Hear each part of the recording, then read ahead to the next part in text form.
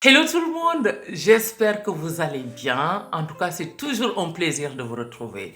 Et aujourd'hui, nous allons parler de l'entretien d'embauche et surtout des 3 étapes nécessaires pour se présenter efficace. Et comme nous le savons tous, l'entretien de recrutement démarre très souvent par cette formule. Présentez-vous. Avant de démarrer, je vous rassure d'une chose. Pour le recruteur, il n'y a pas une personne meilleure qu'une autre, mais juste un candidat plus adapté qu'un autre au poste et à l'entreprise. Donc, une préparation en amont est primordiale. Car vous aurez 2 minutes pour faire bonne impression, être évalué, puis retenu ou écarté dans le processus de recrutement. Alors, soignez votre entrée en matière.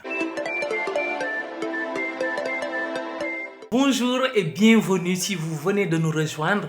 Je suis Maïmouna, consultante RH et aujourd'hui nous allons parler de l'entretien d'embauche et surtout des 3 étapes nécessaires pour se présenter efficacement en entretien. Et c'est quoi d'ailleurs le but de cette présentation? Cela permet juste au recruteur d'avoir une image claire et dynamique de vous. Donc en 2 minutes, vous devez lui donner envie de mieux vous connaître. Et le plus simple est de s'appuyer sur les 3 C, donc concis, clair et court. Et pour ce faire, il n'y a pas de secret. Donc il faut juste s'entraîner encore et encore, car plus vous maîtrisez votre présentation, plus vous serez à l'aise et mentalement disponible pour ajuster votre discours à votre interlocuteur.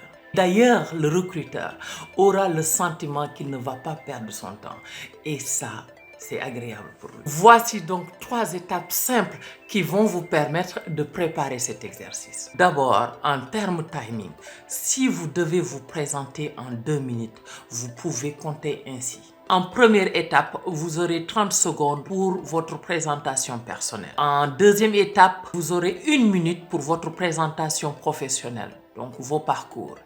Et en troisième étape, vous allez vous démarquer. Vous allez parler de vos compétences et aptitudes. Et aussi, ce sera à vous de déterminer les ratios et les raccourcis selon le temps qui vous est accordé. Concernant la présentation personnelle, déclinez votre identité, votre nom, votre profession, de façon à ce qu'on vous situe dès l'introduction. Vous n'êtes pas obligé d'évoquer votre vie privée dans les détails, sauf si c'est nécessaire. Sinon, attendez que le recruteur vous pose la question. Poursuivez par votre parcours professionnel. Donc, évoquez vos parcours et dites-vous qu'il existe pour chaque personne 3 parcours. Pour le parcours éducation, donc on a les diplômes, les formations et certifications. Et pour le parcours professionnel, donc nous avons les stages, les emplois. Et pour le parcours personnel, donc c'est le bénévolat, le sport et aussi les passions. Et rapidement, en présentation, si vous devez parler de votre parcours éducation, parlez rapidement du premier et du dernier diplôme et sans oublier le cheminement pédagogique. Et rapidement en expérience, vous devez parler de l'expérience la plus longue, la dernière et surtout la meilleure qui est en adéquation avec le poste que vous cherchez. Et pour les jeunes diplômés qui n'ont pas encore d'expérience, donc il faut insister sur les diplômes. Il n'est pas question de simplement les énumérer, il faut les expliquer.